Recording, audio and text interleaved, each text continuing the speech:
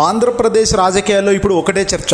కూటమి ప్రభుత్వంలో అసలు ఏం జరుగుతోంది? అధికారంలోకి రావడానికి ఎంతో కష్టపడ్డ చంద్రబాబు నాయుడు గారు, పవన్ కళ్యాణ్, అలాగే ఎన్డీఏలో ఉన్న కేంద్ర పెద్దలు ఇప్పుడు తీరా అధికారంలో వచ్చినాక కుర్చీలో కూర్చున్నాక ఆ ప్రజల మన్ననలు పొందేందుకు కానీ, ప్రజల మనసు గెలుచుకునేందుకు కానీ, ప్రత్యర్థులు నోరు మెదపకుండా పరిపాలన చేసేందుకు కానీ మొత్తం ఫెయిల్ అవుతూ వస్తున్నారు. ఎందుకు? ఎన్నికలకు ముందు కొండలు కోణాలు ఇస్తామని చెప్పి అధికారంలోకి వచ్చిన చంద్రబాబు సర్కార్ ఇప్పుడు తమ సొంత ఎమ్మెల్యేల నుంచే తీవ్ర వ్యతిరేకతను ఎదుర్కొనే పరిస్థితుల్లో నిలబడ్డం అంటే ఇంతకు మించిన అవమానం మరొకటి ఉంటుందా? తాజాగా జమ్మలమడుగు బీజేపీ ఎమ్మెల్యే ఆదినారాయణ రెడ్డి చేసిన కీలక వ్యాఖ్యలు రాష్ట్ర వ్యాప్తంగా సంచలనం సృష్టిస్తున్నాయి. కూటమి పరిపాలనలో పనులు జరగడమే లేదు, అసలు ప్రజలకు చాలా దారుణంగా అన్యాయం జరుగుతుందంటూ స్వయంగా బీజేపీ ఎమ్మెల్యే ఆదినారాయణ రెడ్డి స్వయంగా ఒప్పుకుంటూ ప్రభుత్వ అసమర్థతకు నిదర్శనం ఇది అని ఆయన కుండబద్దలు కొట్టారు. దీంతో అందరూ కూడా నోరు తెరిచారు. బీజేపీ కీలక ఎమ్మెల్యే జమ్మలమడుగు ఎమ్మెల్యే ఆదినారాయణ రెడ్డి చేసిన వ్యాఖ్యలు ఇవి. ఎవరో ప్రత్యర్థులు వైసీపీ వాళ్ళు ఇతర పార్టీ వాళ్ళు చేసినాయి అంటే అది వేరే విషయం అండి.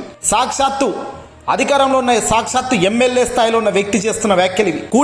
కూటమి పరిపాలన పేర్లకు ఉంది కానీ పనులు ఎక్కడ ఏం జరగడం లేదు, ప్రజలకు చాలా అన్యాయం జరుగుతుంది అంటూ స్వయంగా ఒప్పుకున్నారు. ముఖ్యంగా గండికోట నిర్వాసితుల విషయంలో ఈ ప్రభుత్వం ఎంత దారుణంగా వ్యవహరిస్తుందో ఆదినారాయణ రెడ్డి మాటల్లోనే ఇక్కడ మనం విందాం. గతంలో వైఎస్ జగన్మోహన్ రెడ్డి గారు ముఖ్యమంత్రిగా ఉన్నప్పుడు నిర్వాసితులకు అండగా నిలబడి వారికి రావాల్సిన ప్రయోజనాల కోసం ఆయన కృషి చేశారు. కానీ నేడు చంద్రబాబు హయాంలో నిర్వాసితులకు కనీసం పరిహారం కూడా ఇవ్వడం లేదని, వారిని అనాథలుగా వదిలేశారని సొంత పార్టీ ఎమ్మెల్యే ఆవేదన వ్యక్తం చెందుతుంటే నిజంగా నోరు తెరవని పరిస్థితి.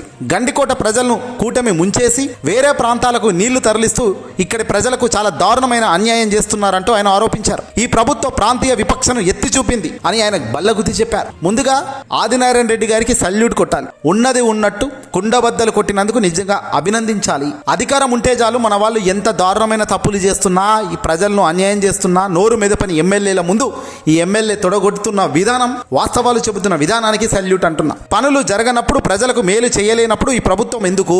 ఆదినారాయణ రెడ్డి సూటిగా ప్రశ్నిస్తున్నారు. కేవలం గండికోట సమస్య కాదు, ఇతర శాఖల్లో కూడా అభివృద్ధి శూన్యమని ఆయన కుండబద్దలు కొట్టేశారు.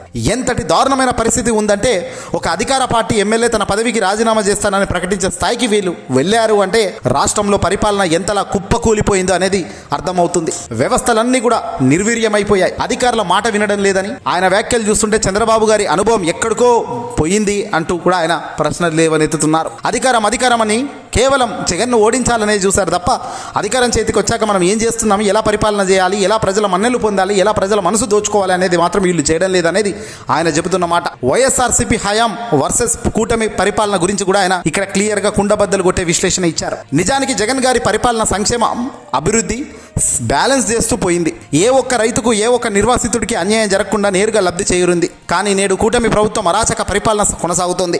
అభివృద్ధి అంటే కేవలం మాటలకే పరిమితం అయిపోయింది. అందుకే ఆదినారాయణ రెడ్డి లాంటి నాయకులు కూడా మంచి చేయకపోతే మీ పార్టీ బలపడదు అని హెచ్చరించాల్సిన పరిస్థితి వస్తుంది. రైతులకు ఇవ్వాల్సిన ఉద్యోగాలు, భూములు కోల్పోయిన వారికి రావాల్సిన ప్యాకేజీలు అన్ని పెండింగ్ లోనే పడిపోతున్నాయి. ఇవి కేవలం ఆదినారాయణ రెడ్డి మాటలు మాత్రమే కాదు, రాష్ట్రంలో సామాన్య ప్రజలందరి అంతరంగాన్ని ప్రతిబింబిస్తున్న మాటలు ఇవన్నీ కూడా.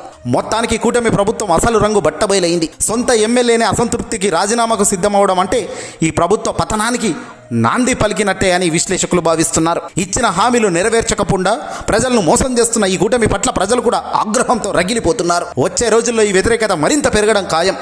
దీనిపై జగన్మోహన్ రెడ్డి గారు ఖచ్చితంగా బలంగా అడుగులు వేసేయాలి. అలా వేయగలిగినప్పుడు జగన్మోహన్ రెడ్డి గారిని ఆపేదానికి ఏ శక్తి కూడా అడ్డం నిలబడదు. వీళ్ళు చేస్తున్న ప్రతి తప్పు రేపు జగన్మోహన్ రెడ్డి గారికి కొండంత బలం, కొండంత ధైర్యం.